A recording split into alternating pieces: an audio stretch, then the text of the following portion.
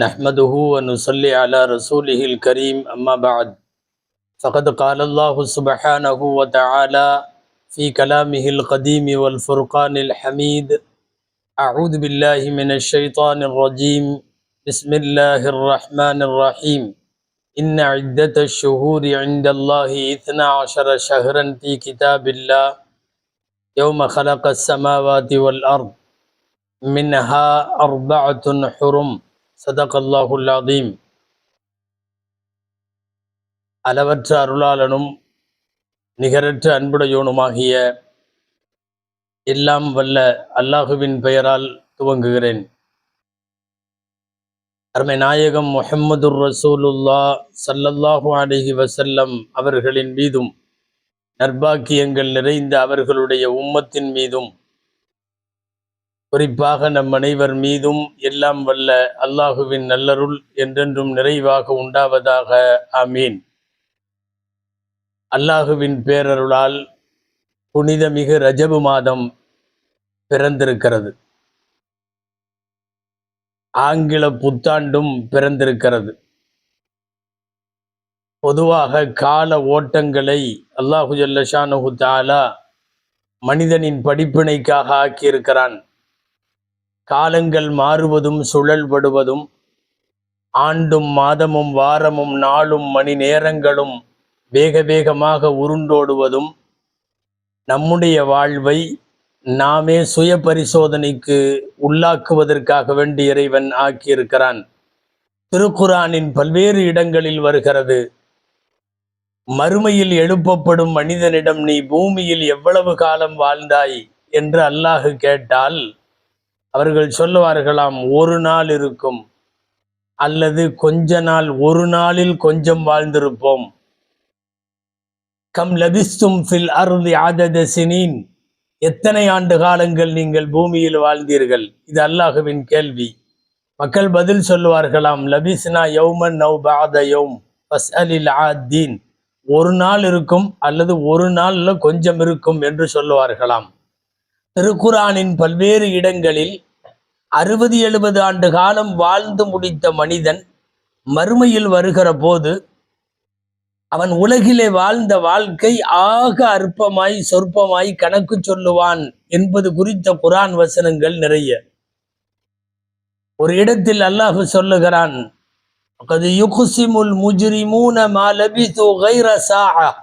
குற்றவாளிகள் மறுமையிலே அல்லாஹ்விடத்தில் விசாரணை செய்யப்படும் போது அவர்கள் 1 மணி நேரம்தான் தங்கியதாய் உலகத்திலே இருந்ததாய் சொல்லுவார்கள். என்ன காரணம்? மறுமை என்கிற பிரம்மாண்டத்திற்குள் போகிற போது உலகம் ஆக சின்னதாய் ஆக குறைந்த காலமாய் மாறிவிடுகிறது. ஆக கால ஓட்டங்கள் என்பது ரொம்ப முக்கியமானது. வருஷங்களை, மாதங்களை, வாரங்களை, நாட்களை நகர்த்தி கொண்டே இருக்கிறான். இதோ இப்போது ஹிஜ்ரி ஆண்டினுடைய 7வது மாதம், சங்கைக்குரிய ரஜபு மாதம் பிறந்திருக்கிறது. 2025வது ஆங்கில புத்தாண்டும் உலகம் அடைந்திருக்கிறது. அன்பானவர்களே, வானம் பூமி படைக்கப்பட்ட நாளிலே இருந்து மாதங்களின் எண்ணிக்கை 12 என்று குரான் சொல்லுகிறது. ஆனால் அந்த 12லே 4 மாதங்கள் சங்கையான மாதங்கள், போர் தடுக்கப்பட்ட மாதங்கள், கண்ணியமான மாதங்கள், ஆயுத பிரயோகம் இல்லாத மாதங்களாய் திருக்குர்ஆன் 4 மாதங்களை சொல்லுகிறது. மின்ஹா 4 ஹுரும். 4 மாதங்களில் உங்களுக்கு தெரியும் 3 தொடர்ச்சியானவை, துல் கஅதா, துல் ஹஜ், முஹர்ரம். தனியாக அடுத்து ரஜபு மாதம். வேண்டுமென்றால் நீங்கள் இப்படி பிரித்து சொல்லலாம், ஒரு ரமலானுக்கும் பக்ரீத்துக்கும் இடையில் அங்கே புனித மாதங்கள் துவங்குகிறது, துல் கஅதா, துல் ஹஜ். இங்கே ஒரு புனித ரமலானுக்கு முன்னால் ரமலானை வரவேற்பதற்காக ரஜபு அதன் வாயிற் தோரணமாய் ஆரம்பத்திலே நிற்கிறது. இந்த 4 மாதங்கள் தான் புனித மாதங்கள். இந்த மாதங்களில் சங்கைக்குரியதாக கருதப்படுகிற ரமலானை வரவேற்பதற்கு எல்லாம் வல்ல இறைவன் ஒரு 2 மாதத்திற்கு முன்பிருந்தே மனித சமுதாயத்தை ஆயத்தப்படுத்துகிறான். ரஜபு தொடங்குகிற போதே அது ரமலானின் துவக்கத்திற்கான முன்னோட்டம். எனவேதான் இப்போது பிறந்திருக்கிற இந்த பிறை ரஜபில இருந்து எல்லாருடைய வாய்களிலும் இந்த துஆக்கள் ஒலிக்க துவங்கும். அல்லாஹும்ம பாரிக் லனா ஃபி ரஜப வ ஷஅபான் வ பல்லிக்னா ரமலான். ரஜபிலும் ஷஅபானிலும் பரக்கத்து செய், அடுத்து வரும் ரமலானை அடையச் செய் என்கிற பிரார்த்தனையை துவங்குகிறோம். பாருங்கள் சகோதரர்களே, ரஜபு குறித்து, அதன் அகமியம் குறித்து, ரஜபுக்குள்ளே ஒளிந்திருக்கிற ரகசியங்கள் குறித்து, ரஜபை பற்றிய இந்த மார்க்கத்தை குறித்தெல்லாம் சில விஷயங்களை நாம் சிந்தித்து பார்க்க வேண்டும். பொதுவாக காலமானாலும் இடமானாலும் மனிதர்களானாலும் சிறப்புகளால் இறைவன் மேம்படுத்தி வைக்கிறான். சில காலத்தை சிறப்பாக்கினான், சில இடத்தை சிறப்பாக்கினான், சில மனிதர்களை சிறப்பாக்கினான். உலகத்தில் அவன் படைத்த படைப்புகளில் சிலவற்றை விட சிலவற்றை மேம்படுத்துகிறான். அல் குர்ஆனுடைய வசனம், ரப்புக யஹ்லுகு மா யஷாஉ வ யக்தார், ரப்பு நாடியதையும் அவன் விரும்பியதையும் படைப்பான். மகான லஹுமுல் ஹியரா, இதில் யாருக்கும் உரிமை கிடையாது. ஏன் இது சிறப்பு, ஏன் இது சிறப்பில்லை? சிறப்பு கொடுப்பவன் இறைவன். அவன் சிலவற்றை மேம்படுத்தி வைத்திருக்கிறான். ஒட்டுமொத்த படைப்புகளிலும் மனிதனை மேம்படுத்தி வைத்தான். வலகது கர்ரம்னா பனி ஆதம், ஆதமுடைய மக்களாகிய இந்த மனிதர்களை நாம் சங்கைப்படுத்தினோம் என்பது குர்ஆனில் அல்லாஹ்வுடைய வார்த்தை. அந்த மனிதர்களில் நபிமார்களை மேம்படுத்தினான். பஅதஹும் அலா வலகது ஃபضلنا பஅதஹும் அலா பஅத், அல்லாஹ் சொல்லுகிறான். அதில் சில ரசூல்மார்களை நபிமார்களிலும் தரம் பிரித்து மேம்படுத்தினான். தில்கர் ருசுலு ஃபضلنا பஅதஹும் அலா பஅத், அந்த தூதர்களிலேயும் சிலரை விட சிலரை நாம் மேம்படுத்தி வைத்தோம். எனவே மனித குலத்தை மேம்படுத்தி, அதில் நபிமார்களை மேம்படுத்தி, அதிலும் குறிப்பாக ரசூல்மார்களை மேம்படுத்தி வரிசையாய், இதுபோலத்தான் இடங்களிலும் அல்லாஹ் மேம்படுத்தி வைக்கிறான்.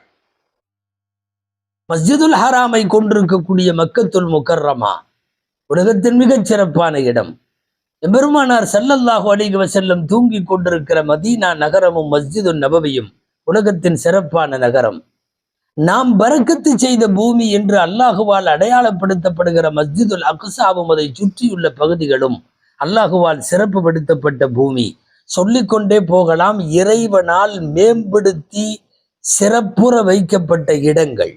அதுபோலத்தான் காலங்கள், காலங்களில் சில நாட்கள், சில இரவுகள் எல்லாவற்றையும் மேம்படுத்தி இருக்கிறான். வாரங்களின் தலைவர் என்று சொல்லப்படுகிற புனிதமான ஜும்மா நாள், பாவங்களெல்லாம் கரைந்தோடுகின்ற அரஃபாவுடைய நாள், தியாக திருநாள் என்று சொல்லப்படுகிற யௌமுன் நஹர் என்கிற பக்ரீத் பெருநாள், துல்ஹஜ் மாதத்தினுடைய மனாசிக்குகள் என்கிற கிரியைகளை எல்லாம், ஏன் ஹஜ்ஜு குர்பானி போன்ற அமல்களை எல்லாம் நிறைவேற்றப்படுகிற ஐயாமு தஷ்ரீக் என்கிற நாள், இதுவெல்லாம் வருஷத்திலே நாட்களில் மேலானவை. அதுபோல இரவுகளில் மேலான இரவு அல்லாஹ் வைத்திருக்கிறான். லைலத்துல் கத்ருடைய இரவை, குறிப்பாக ரமதானுடைய கடைசி 10 இரவை, துல்ஹஜ் மாதத்தினுடைய வலையாளின் அஷ்ர் என்று குர்ஆன் சொல்லுகிற அந்த முதல் ஆரம்ப 10 இரவை, சொல்லிக்கொண்டே போகலாம். ஏராளமான இரவுகள் அல்லாஹுவால் மேம்படுத்தி வைக்கப்பட்டிருக்கிறது.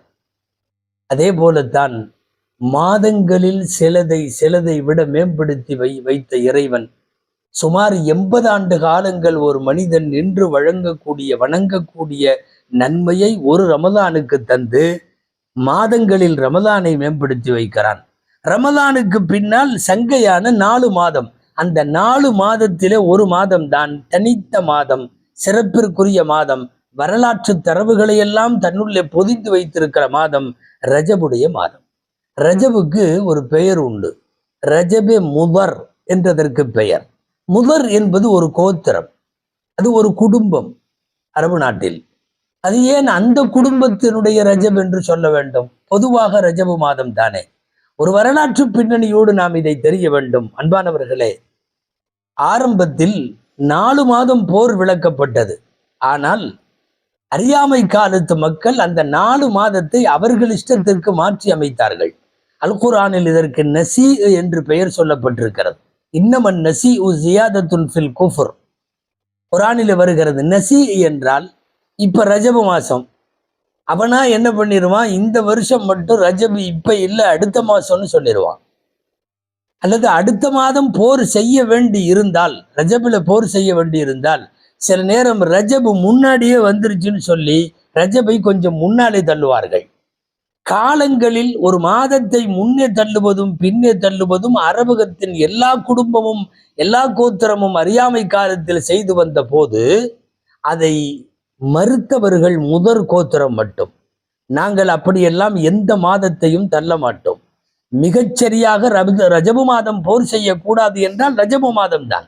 நீங்கள் ரஜபை முன்னுக்கு இழுப்பதும் பின்னுக்கு தள்ளுவதும் ரெண்டும் சரியல்ல என்று சொல்லி சரியான கணக்கை கடைசி வரை வைத்திருந்தவர்கள் முதர் என்கிற கோத்திரம். நபி ஸல்லல்லாஹு அலைஹி வஸல்லம் ரஜபின் சங்கையை பற்றி பேசுகிற போது முதர்களுடைய ரஜபு என்று சொன்னார்கள். ரஜபு முதர் கோத்திரத்தாரிடத்தில் மட்டும்தான் சரியான ரஜபின் கணக்கு இருக்கிறது. இவன் அங்கேயும் இங்கேயும் பல்லாண்டுகளாக மாத்தி மாத்தி மாத்தி மாத்தி எது உண்மையான ரஜப் என்றே அவர்களுக்கு தெரியாமல் போய்விட்ட சூழல்.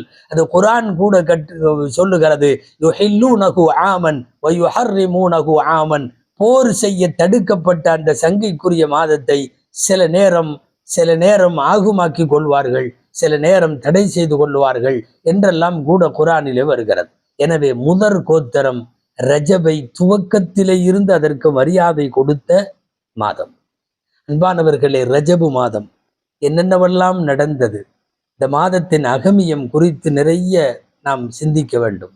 முதலில் ஒரு செய்தி, இஸ்லாத்தினுடைய வரலாறு வாசித்தவர்களுக்கு தெரிந்திருக்கும். இஸ்லாமிய வரலாற்றில் மிகப்பெரிய அளவு நிறைந்திருக்கிற வரலாறில் ஒன்று, அபிசீனியாவை நோக்கி சஹாபாக்கள் ஹிஜ்ரத் செய்த பயணம். மக்காவின் துவக்க நேரம், இஸ்லாமின் ஆரம்ப நேரம், பிரச்சாரம் தடுக்கப்பட்டது, தொடுவது தடுக்கப்பட்டது, குர்ஆன் ஓதுவதும் கேட்பதும் தடுக்கப்பட்டது, மீறுவோர் அடிக்கப்பட்டார்கள், துன்புறுத்தப்பட்டார்கள். அந்த சூழலில் அநியாயங்களிலே இருந்தும் தாக்குதல்களிலே இருந்தும் தப்பித்து கொள்ளுவதற்காக வேண்டி முஸ்லிம்களின் ஒரு குழு புறப்பட்டு அபிசீனியாவிற்கு போனது முதலாய் ரஜபு மாதத்தில் தான். ரஜபு என்ற உடன் ஹபஷாவின் ஹிஜ்ரத் எல்லாருக்கும் ஞாபகத்திற்கு வரும். அந்த ஹிஜ்ரத்தை பற்றி பேசுவதென்றால் நீண்ட நெடிய நேரம் பேச வேண்டும். சுருக்கமாய் நீங்களும் நானும் தெரிந்து வைத்திருக்கிறபடி, உஸ்மான் ரலியல்லாஹு அன்ஹு மனைவி ருக்கையாவோடு, சுபைர் ரலியல்லாஹு அன்ஹு, அப்துர் ரஹ்மான் இப்னு அவுஃப் ரலியல்லாஹு அன்ஹு, அபூ சலமா ரலியல்லாஹு அன்ஹு, இவர்களெல்லாம் குடும்பமாய் ஹிஜ்ரத்திற்கு பயணப்பட்டார்கள். அனுப்பி வைத்தது நபிகள் நாயகம் ஸல்லல்லாஹு அலைஹி வஸல்லம். இந்த ஊரிலே நீங்கள் தொழுவதற்கும் திருமறை ஓதுவதற்கும் அடிபடுகிறீர்கள், அங்கே செல்லுங்கள். ஃபஇன்ன ஃபீஹா மலிகன் லா யுதுலமு இன்தஹு அஹதுன். அங்கே ஒரு அரசர் இருக்கிறார். அந்த அரசருக்கு அவரிடத்தில் யாருக்கும் அநீதம் செய்யப்படாது, நீதியும் நேர்மையும் குடிகொள்ளுகிற இடம் அது, போங்க என்று அனுப்பி வைத்தார்கள் நபிகள் நாயகம் ஸல்லல்லாஹு அலைஹி வஸல்லம். சிந்தனைக்குரிய ஒரு செய்தி, பாதுகாப்பு எங்கு தேவைப்படுமோ அந்த இடத்தில் நீதம் இருந்தால் மட்டும்தான் பாதுகாப்பு கிடைக்கும். இவர்களுக்கு தேவை பாதுகாப்பு, நாயகம் நீதம் இருக்கிற இடத்திலே அனுப்பி வைக்கிறார்கள். வந்தார்கள். வெளியிலே கடற்கரை, 2 கப்பல் கிடைத்தது. 2 கப்பலில் இவர்களும் இவர்களின் வாகனங்களும் சாமான்களும் எல்லாம் ஏற்றப்பட்டு, நெடுந்தூரம் அல்லவா, இன்றைய மக்காவிலே இருந்து இன்றைய எத்தியோப்பியா வரைக்கும். எத்தியோப்பியா தான் பழைய ஹபஷா. அந்த ஹபஷாவை நோக்கி 2 கப்பல்களில் இவர்கள் பயணப்பட துவங்கினார்கள். போய் பல பேர் அங்கேயே தங்கிவிட்டார்கள்.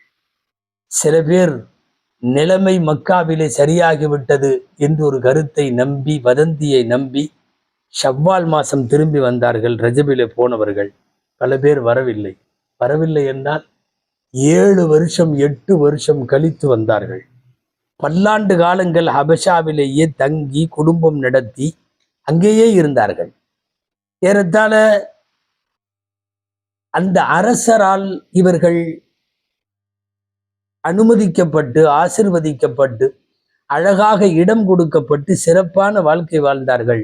வரலாறு வருகிறது, ஜாஃபர் இப்னு அபி தாலிப் ரலியல்லாஹு அன்ஹு அவர்களுடைய தலைமையில் கைபர் போர் நடந்த போதுதான் அங்கே இருந்து சில பேர் நேராக மதீனாவிற்கு வந்தார்கள்.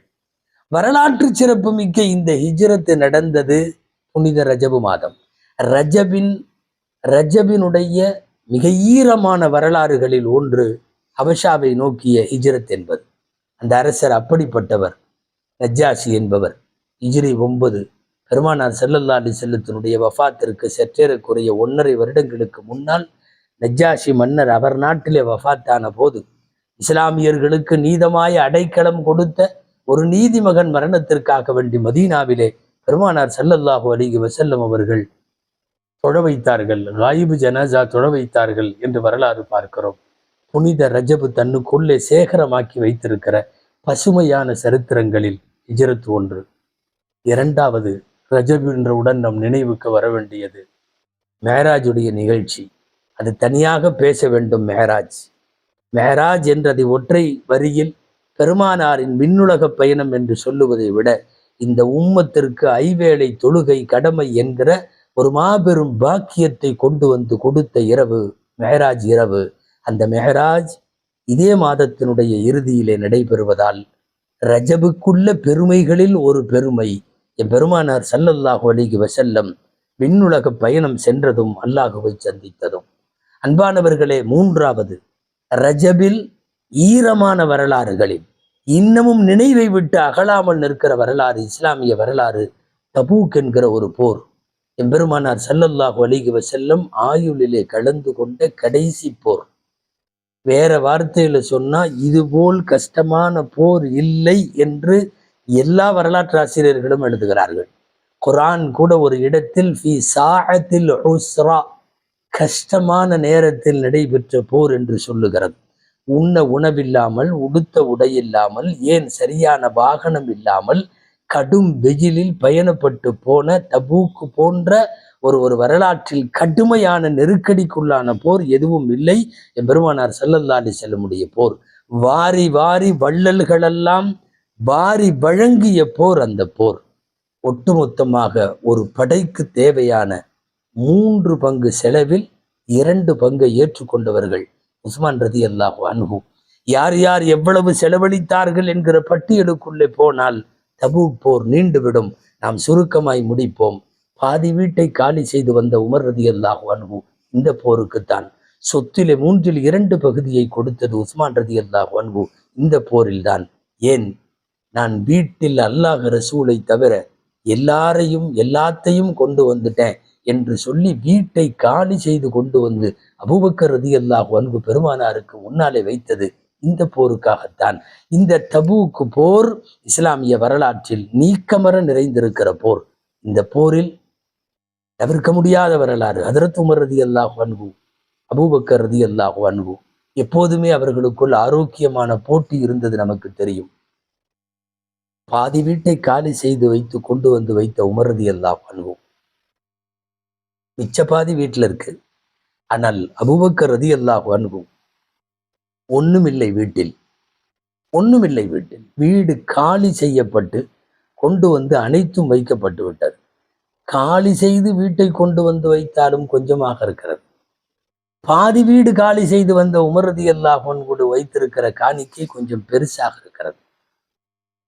யார் யார் எவ்வளவு நன்கொடை கொடுத்தார்கள் என்று பெருமானார் கேட்கிற போது அபூபக்கரின் கொஞ்சத்தை விட நம்முடையது பாதி வீடு அதிகமாக இருக்கிறது என்று உள்ளுக்குள் நினைத்து கொண்டிருந்த உமர் ரலியல்லாஹு அன்ஹு அவர்கள் இன்னைக்கு வாழ்க்கையிலேயே அபூபக்கரை ஜெயிக்கிறோம் என்று நினைத்து கொண்டிருந்த போதுதான் நாயகம் ஸல்லல்லாஹு அலைஹி வஸல்லம் வந்து அந்த போருக்காக தரப்பட்ட கொடைகளை எல்லாம் பார்த்தார்கள். புரிந்தது பெருமானாருக்கு, வீட்டை காலி செய்தாலும் அபூபக்கருடையது குறைவுதான், பாதி வீடு வந்தாலும் உமர் ரலியல்லாஹு அன்ஹு அதிகம்தான். நீங்கள் எவ்வளவு கொண்டு வந்தீர்கள் என்று கேட்டால் அபூபக்கர் குறைவாக போய்விடுவார், உமர் ஜெயித்து விடுவார். ஆனால் நபி ஸல்லல்லாஹு அலைஹி வஸல்லம் கேள்வியை கொஞ்சம் மாத்தி கேட்டார்கள். மா ஹல்லஃப்த யா அபூபக்கரின், அபூபக்கரை வீட்டுல என்ன விட்டு வந்தீங்கன்னு கேட்டாங்க. ஒரு கேள்வி மாற்றத்தில் வெற்றி தோல்வியே மாறிவிட்டது. நீ என்ன விட்டு வச்சுட்டு வந்திருக்க வீட்டுல? தரக்துல்லாஹ வ ரசூலஹு, அல்லாஹுவையும் ரசூலையும் விட்டு விட்டு வந்தேன் என்று அபூபக்கர் சொல்ல உமர் ரலியல்லாஹு அன்ஹு கேட்டாங்க, மா ஹல்லஃப்த யா உமர், நீங்க என்ன விட்டு வந்திருக்கீங்க? இது போன்று ஒரு பங்கை வீட்டிலும் விட்டு வந்திருக்கிறேன் என்று சொன்ன போதுதான் முடிவானது. எப்போதும் வெற்றி அபூபக்கர் ரலியல்லாஹு அன்ஹு தான். மா சாபக்து அபூபக்கரின், நான் அபூபக்கரை முந்த முடியவில்லை என்கிற உமர் ரலியல்லாஹு அன்ஹுடைய கூற்று. நான் சொல்ல வந்த விஷயம், ரஜபு தன்னுள்ளே தேக்கி வைத்திருக்கிற அற்புத வரலாறுகளில் ஆரம்பத்தில் ஹிஜ்ரத்து இலல் ஹபஷா, ஹபஷாவின் ஹிஜ்ரத்து போல், மெஹராஜினுடைய சம்பவம் போல், தபூக்கினுடைய போரும், இன்னும் ஒன்று இரண்டு சொல்லி நிறைவு செய்யலாம். புனித ரஜபு தனக்குள்ளே ஒளித்து வைத்திருக்கிற பெருமைக்குரிய விஷயங்களில் ஒன்று, இஸ்லாமிய வரலாற்றில் எர்மூக் என்ற ஒரு யுத்தம் நடந்தது.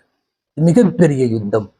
அல்லாஹுவின் வாள் என்று பெயர் பெற்ற ஹாலித் பின் வலீத் ரலியல்லாஹு அன்ஹு தங்களுடைய இள வயதில் அந்த படைக்கு தளபதியாய் பொறுப்பேற்று ஹாலித் பின் வலீத் ரலியல்லாஹு அன்ஹு எர்மூக்கு போரிலே, நிறைய சொல்ல வேண்டாம், சுருக்கமாய் முடிப்போம், பிரம்மாண்டமான படையை, அல் ஃபத்ஹுல் அதீம் என்று வரலாறு குதிக்கிற மகத்தான வெற்றி, அதை பெற்றதன் மூலம் சிரியா மட்டுமல்ல, ஒட்டுமொத்த மத்திய கிழக்கு நாடுகளின் எல்லா பகுதிகளிலும் இஸ்லாம் தன் காலை ஊன்றுவதற்கு அந்த எர்மூக் யுத்தம் தான் காரணமாக அமைந்தது என்று சொல்லுவார்கள் வரலாற்றாசிரியர்கள். இவைகளெல்லாம் ரஜபு மாதத்தினுடைய பசுமையான வரலாறுகளிலே ஒன்று.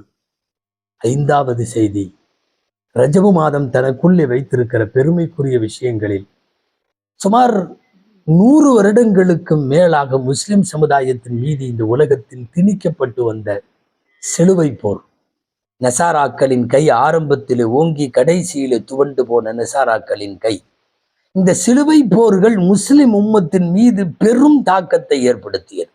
ஒவ்வொரு தடவையும் சிலுவை போருக்கு தலைமை ஏற்று இஸ்லாமிய ஆளுமைகள் போர் செய்தார்கள். கடைசியாய் நாம் சொல்ல வருவது இதுதான், சிலுவை போர் முடிவுக்கு வருகிறது. பைத்துல் முகத்தஸ் இஸ்லாமியர்கள் வசம் வருகிறது. கைப்பற்றுவது யார்? சுல்தான் சலாஹுத்தீன் அய்யூபி ரஹிமஹுல்லா. சுல்தான் சலாஹுத்தீன் அய்யூபி அவர்கள் பைத்துல் முகத்தஸை கைப்பற்றுகிறார்கள். நீங்கள் யோசிக்க வேண்டும், 88 வருஷம் பைத்துல் முகத்தஸ் பாங்கு சொல்லப்படவில்லை, 88 வருஷம் ஜும்மா நடக்கவில்லை, ஜமாத் நடக்கவில்லை. அப்படியே பூட்டப்பட்டு இஸ்லாமியர்களுடைய புனித சின்னத்தை தங்களுடைய ஆக்ரோஷமான கரங்களால் கட்டி வைத்திருந்த நசாராக்களை சிலுவை போரில் வெற்றி கொண்டதன் மூலம் ஓட ஓட அந்த மண்ணிலே இருந்து விரட்டி பைத்துல் முகத்தஸ் சாவியை வாங்கி கொண்டு சுல்தான் சலாஹுத்தீன் அய்யூபி அவர்கள் பைத்துல் முகத்தஸின் கதவை திறந்து உள்ளே தொழுவதற்காக முஸ்லிம்களுக்கு அர்ப்பணித்தது ரஜபு மாதத்தில், அதுவும் மெஹராஜ் இரவில். வேறு வார்த்தையில் சொன்னால், எந்த மெஹராஜ் இரவில் எம்பெருமானார் பைத்துல் முகத்தஸில மஸ்ஜிதுல் அக்ஸாவிலே இமாமத்து செய்ய நபிமார்களுக்கு தொழ வைக்க நுழைந்தார்களோ, அதே இரவில்தான் சுல்தான் சலாஹுத்தீன் அய்யூபி கால ஓட்டத்தில் அந்த இஸ்லாமியர்களின் கரங்களில் மஸ்ஜிதுல் அக்ஸாவை ஒப்படைத்தது. செங்கைக்குரிய ரஜபு மாதம். ரஜபு மாதம் என்றவுடன் நீங்கள் வெறுமனே ஏதோ ரம்ஜான் வரப்போகுது அதுக்காக துவா செய்வாங்க போல தெரியுது என்று ரமலான் வரவேற்போடு சுருக்கிவிட முடியாது. இத்தனை சம்பவங்களையும் உள்ளடக்கி வைத்திருக்கக்கூடிய ஆற்றல் பெற்ற ஒரு மாதம் ரஜபு மாதம். நிறைய பெரியவர்களை, நல்லோர்களை, நாதாக்களை, வலிமார்களை, சட்டமேதைகளை இந்த உலகம் தன் பக்கம் ஆகரத்துக்கு ஈர்த்து கொண்ட மாதமும் ரஜபு மாதம். சில காலமே ஆண்டாலும் பெயர் போற்று இஸ்லாமிய உலகை ஆண்ட ஹலீஃபா, அமீருல் முஃமினீன், நேர்வழி பெற்ற ஹலீஃபா, 2வது உமர் என்றெல்லாம் அழைக்கப்பட்ட உமர் பின் அப்துல் அசீஸ் ரலியல்லாஹு அன்ஹு அவர்கள் மறைந்தது ரஜபிலே. ஒட்டுமொத்த ரஜப் உமர் பின் அப்துல் அசீஸ் ரலியல்லாஹு அன்ஹுடைய காலத்தில் உலகத்திற்கே சோக செய்தியாக அது வந்தது. குறைந்த வயதிலே மாண்டு போன 4 கலீஃபாக்களுக்கு பிறகு சுன்னத்து வல் ஜமாஅத்தின் சில மார்க்க அறிஞர்கள் 5வது ஹசன் ரலியல்லாஹு அன்ஹு, 6வது உமர் பின் அப்துல் அசீஸ் ரலியல்லாஹு அன்ஹு என்று எழுதுவார்கள். அமீருல் முஃமினீன் என்கிற பெயருக்கு எல்லா தகுதிகளையும் பெற்ற உமர் பின் அப்துல் அசீஸ் அவர்கள். ஏன், நீங்களும் நானும் நன்கறிந்திருக்கிற வரலாறு உனக்கு தெரியுமா? தெரியும் என்று நினைக்கிறேன். இமாமுல் ஆலம் அபூ ஹனீஃபா ரஹ்மத்துல்லாஹி அலைஹி ஒரு ரஜபிலே தான் தங்களின் உயிரை நீத்துக் கொண்டார்கள். அவர்களுடைய உயிர் போனது, அல்லாஹ் அவர்களை அழைத்து கொண்டான். ஏன், இமாமுல் ஆலம் அபூ ஹனீஃபா ரஹ்மத்துல்லாஹி அலைஹி வஃபாத்தான நாளிலே இமாம் ஷாஃபி ரஹ்மத்துல்லாஹி அலைஹி பிறந்தார்கள் என்று நமக்கு தெரியும். உலகத்திலேயே தன் இல்மாலும் அறிவாற்றலாலும் உலகத்தையே ஈர்த்த இமாம் ஷாஃபி ரஹ்மத்துல்லாஹி அலைஹி ரஜபின் கடைசி நாளில் தான் அவர்களும் வஃபாத்தானார்கள். இந்த உலகத்தின் 2 பெரும் இமாம்களான இமாமுல் ஆலமும் ஹனீஃபா ரஹ்மத்துல்லாஹி அலைஹி அவர்களும் ஷாஃபி ரஹ்மத்துல்லாஹி அலைஹி அவர்களும் எல்லாம் வஃபாத்தானது ரஜபில். ஷாஃபி இமாமினுடைய அடக்கத்தரத்தில் பங்கேற்ற லட்சக்கணக்கான பேர்களின் அந்த அந்த ஜனாசாவின் காட்சிகளை எல்லாம் வர்ணித்து சொல்லுகிற வரலாற்றாசிரியர்கள் சொல்லுகிறார்கள், ஷாஃபி இமாமை அடக்கி முடித்து விட்டு நாங்கள் மக்ரிபுக்கு வந்தோம், ஷாபானின் பிறையை பார்த்தோம் என்று சொல்லுவார்கள். அப்படியானால் ரஜபினுடைய கடைசி நாளில் இமாம் ஷாஃபி ரஹ்மத்துல்லாஹி அலைஹியுடைய உயிர் பிரிந்திருக்கிறது. அன்பானவர்களே, சொல்லிக்கொண்டே போகலாம்.